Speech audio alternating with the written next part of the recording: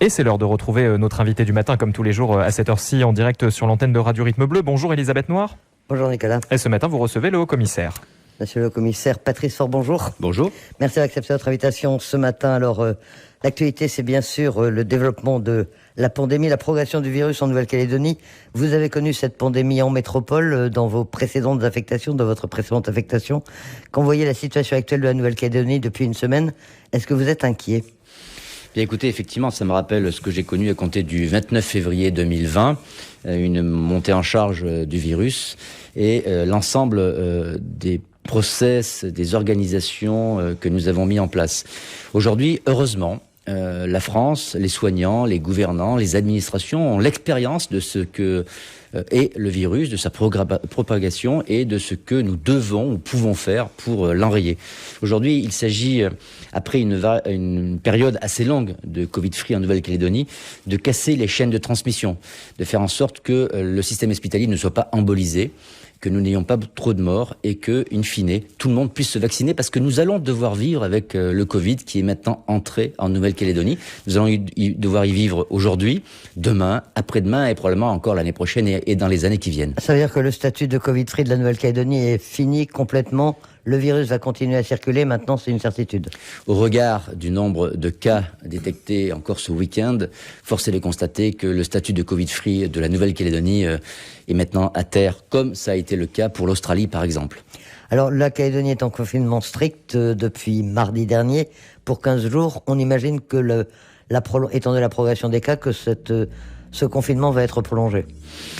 Je ne vous cache pas qu'hier encore, avec le président du gouvernement et l'ensemble de ses collaborateurs et aussi des membres de la direction des opérations qui se réunissent tous les jours, nous avons évalué cette évolution du confinement. Pour commencer, je pense que nous allons le prolonger au moins d'une semaine. Pour commencer, je dis bien. Maintenant, tout ça est dans la main des Calédoniennes et des Calédoniens. Si nous respectons tous, individuellement et collectivement, les mesures de distanciation, mais aussi l'arrêté préfectoral qui conduit à limiter au strict minimum les déplacements. Parce que le virus ne se déplace pas par le vent, c'est pas une enveloppe, non, il se déplace avec nous. Et donc c'est nous qui déplaçons le virus, c'est nous qui nous contaminons les uns les autres. Et donc il faut limiter au strict minimum pendant une période. Aujourd'hui c'était 15 jours, on va probablement y ajouter une semaine, pour que nous cassions cette chaîne de transmission et laisser le temps aux médecins, aux soignants, de se mobiliser, d'apporter les soins et d'isoler, comme c'était décidé ce week-end, d'isoler celles et ceux qui sont Covid+, mais asymptomatiques, ce qui nous permettra de casser cette chaîne de transmission. C'est extrêmement important parce que ça nous laisse le temps, par exemple, de vacciner l'ensemble de la population. Le gouvernement a eu raison dans ce contexte de durcir les conditions du confinement depuis ce matin, enfin depuis hier soir minuit. C'était nécessaire parce que ce confinement n'était pas suffisamment respecté, pas suffisamment strict. Alors, je ne dis pas qu'il n'était pas suffisamment respecté. Nous avons fait à peu près 20 000 contrôles. Nous avons dépassé les 500 procès-verbaux. Pour autant, la situation s'étant aggravée, il était nécessaire de durcir le ton de façon à ce que nous limitions encore la circulation des uns et des autres. Puisque moins nous circulons, moins le virus va circuler et plus ça nous laisse le temps de soigner, d'isoler, de traquer celles et ceux qui portent le virus, entre guillemets, en tout cas de traquer ce virus, de façon à ce que nous puissions interdire sa transmission à tout un chacun et laisser le temps à ceux qui ne sont pas encore vaccinés de se faire vacciner. Je salue cet engouement individuel et collectif, puisque nous on est passé de 3 à 400, voire 500 vaccinations au jour, à plus de 5000 depuis quelques jours. Ça montre bien que tout le monde a eu ce sursaut de solidarité et ils veulent absolument que la Nouvelle-Calédonie puisse rapidement vivre normalement. Il y a quelques jours encore, on s'inquiétait des stocks de vaccins qui étaient non utilisés. C'était avant l'arrivée du virus, on dit aux Calédoniens d'aller se vacciner, parce que ces vaccins allaient atteindre leur date de péremption, qu'il faudrait les jeter. Le ministre a même pas dit que ce serait, le cas échéant, un vrai scandale. Aujourd'hui, c'est bon, on va épuiser les stocks que l'on avait et d'autres vaccins vont arriver. Tout le monde va pouvoir être vacciné en Calédonie ? Effectivement, non seulement on va utiliser l'ensemble du stock que dont la Calédonie a été destinataire, mais nous allons envoyer aussi des vaccins supplémentaires avec d'autres marques, entre guillemets, de façon à ce que nous puissions contenter celles et ceux qui ne voudraient pas se faire vacciner, par exemple, par le Pfizer. Depuis quelques jours, effectivement, les vaccinodromes sont pris d'assaut. Quel taux de vaccination a-t-on atteint? Est-ce qu'on le sait déjà? Et qu'est-ce qu'il faut atteindre pour parler d'immunité collective? Écoutez, on est dépassé sur l'ensemble de la population vaccinale les 41,92% en première dose, 32,64% en deuxième dose. Ça, c'était hier, hein, donc comme ça va très vite, et tant mieux. Et tant mieux, je salue franchement l'ensemble des efforts des collectivités, de l'ensemble des provinces, mais aussi de celles et ceux qui se sont investis matin, midi et soir dans ces vaccinodromes, qu'ils soient administratifs, qu'ils soient soignants, qu'ils soient accompagnants, et qui permettent une vaccination massive dans le bon ordre, en respectant les gestes barrières. C'est assez exceptionnel. Je me suis rendu en fin de semaine dernière sur un vaccinodrome en province du Sud.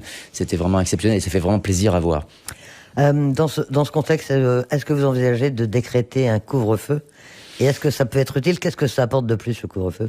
Écoutez, le couvre-feu, en tout cas, la limitation stricte des mouvements à partir d'une certaine heure, permet encore de limiter les déplacements et donc la transmission de ce virus. On constate qu'en fin de soirée, par exemple, il y a encore notamment quelques jeunes qui circulent et qui se passent bien de respecter l'arrêté préfectoral. Et donc, ce couvre-feu doit permettre aux forces de l'ordre donc d'être encore plus vives à faire respecter cet arrêté et permettre aussi de casser encore plus vite cette chaîne de transmission du virus. Quand est-ce qu'il pourrait être décrété, décidé? Écoutez, l'arrêté est prêt, je le présenterai ce soir en direction des opérations et je le signerai probablement ce soir dès lors que l'ensemble des participants à la direction des opérations auront donné un avis favorable. On sait déjà le créneau de ce couvre-feu ou c'est trop tôt pour en parler? Il sera discuté ce soir. Alors le gouvernement central, comme on dit au niveau national, a décrété l'état d'urgence sanitaire en Nouvelle-Calédonie jeudi. Quelles en sont les conséquences? Est-ce que c'est une étape importante dans la lutte contre le virus? Le décret pris par le gouvernement est d'abord un outil de consolidation juridique des mesures déclinées localement. Il offre aussi la possibilité de les adapter au contexte sanitaire local, qui sera nécessairement évolutif, et on l'a vu encore ce week-end. L'état d'urgence sanitaire permet surtout aux entreprises de bénéficier d'aides plus avantageuses au titre du Fonds de solidarité. Et les paramètres des aides pour le mois de septembre ne seront connus qu'à la fin du mois, mais ils seront plus favorables que le dispositif de droit commun qui existait jusqu'à présent.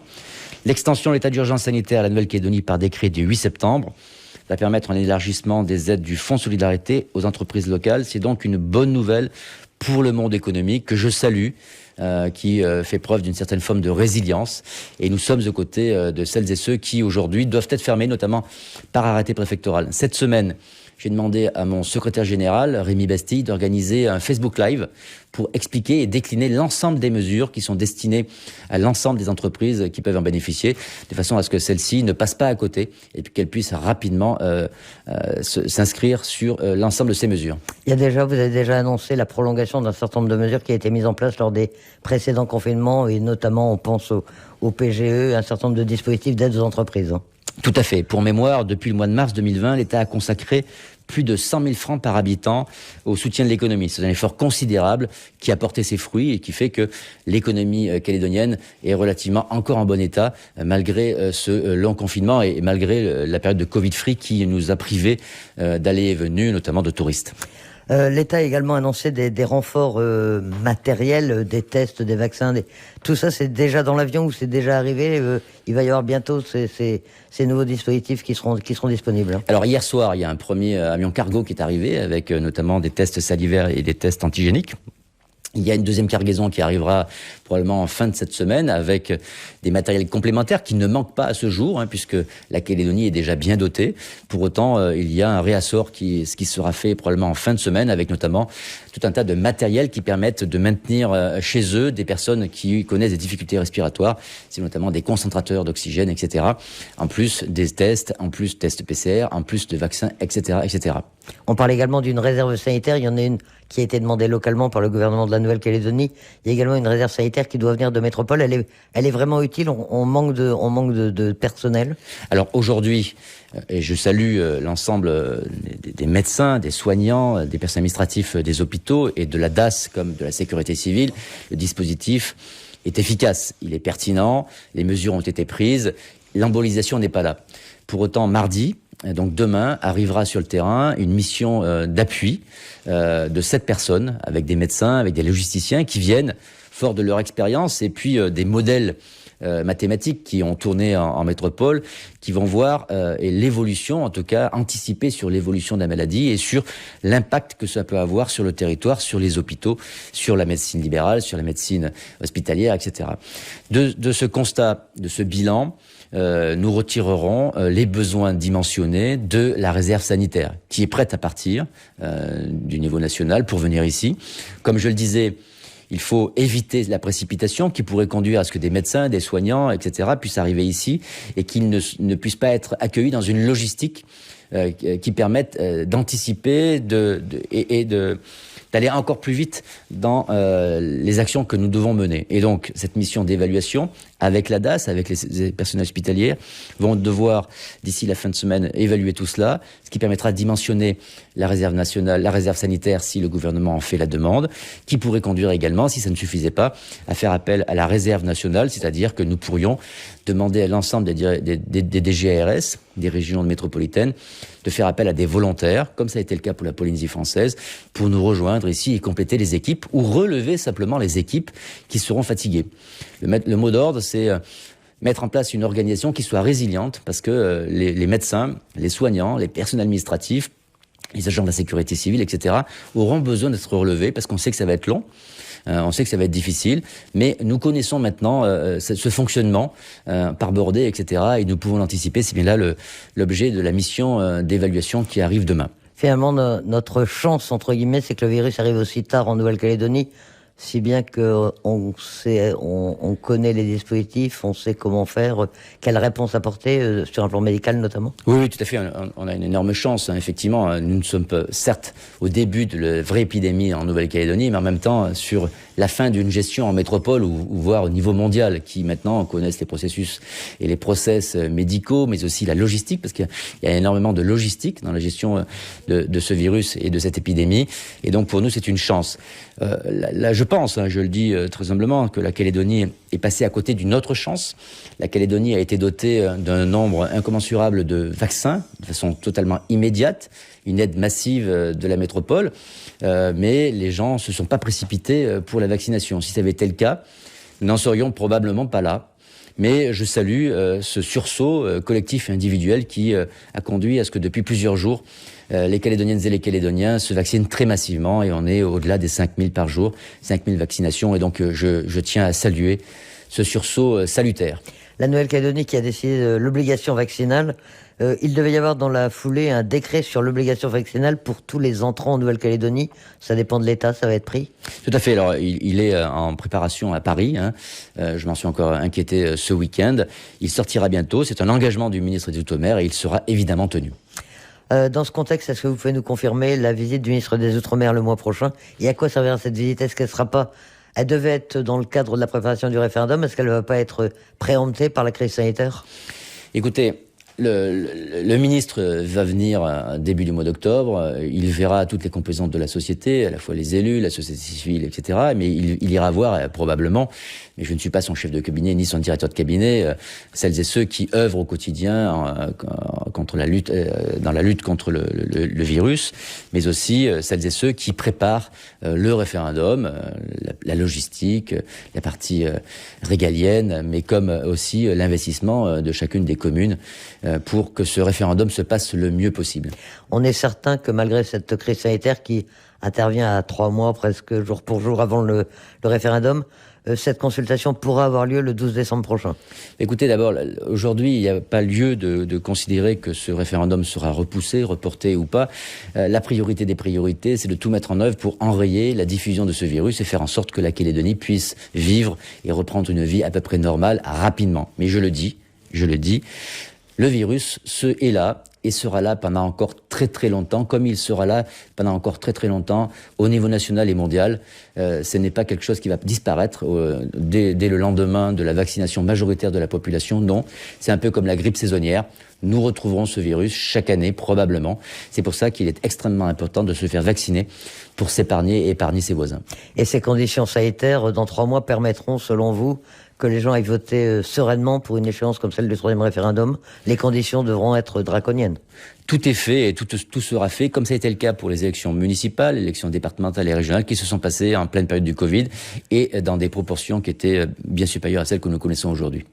Monsieur le commissaire, merci d'accepter notre invitation ce matin. Merci à vous.